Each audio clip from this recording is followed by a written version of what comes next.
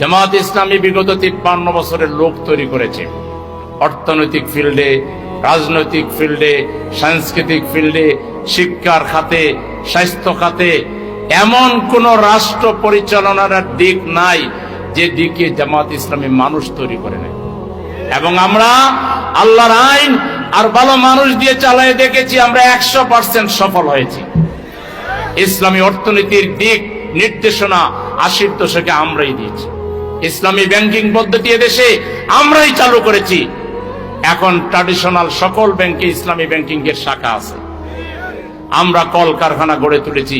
আজকে বিদেশি foreign remittance যেটা আসে আমাদের এখান থেকে রফতানির মাধ্যমে এবং শ্রমজীবী ভাইদের বিদেশ থেকে পাঠানোর মাধ্যমে, তার 50% প্লাস 55% বাংলাদেশের রেমিটেন্স যদি ভালোভাবে সূক্ষ্মভাবে বিশ্লেষণ করা হয়, তাহলে এর পিছনে ইসলামপন্থীদের জামাত ইসলামীর অবদান খুঁজে পাওয়া যাবে।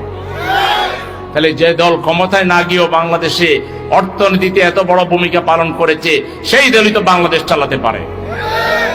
রাজনীতিতে কত বেটা আমরা দেখেছি বিক্রি হয়েছে, কতজনকে দেখেছি ঘরের ভিতরে থেকে হরতাল পালন করেছে, কতজনকে দেখেছি আমরা খুঁজে পাওয়া যায়নি।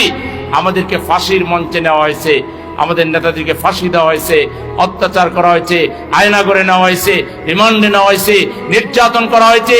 তারপরও আমরা বুকের পাটাকে শক্ত করে রাজপথেই নারে তাকবীর আল্লাহু আকবার স্লোগান দিয়ে ফ্যাসিবাদের বিরুদ্ধে আমরা লড়াই করেছি।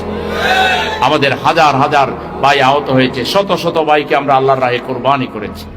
অতএব দেশের স্বাধীনতা, সার্বভৌমত্ব, গণতন্ত্র, ইসলাম রক্ষায় একটা আপোষহীন, একটা শক্তিশালী, দায়িত্বশীল, একটা ক্যাপাবল রাজনৈতিক দল বাংলাদেশকে টিকায় রাখার জন্য দরকার।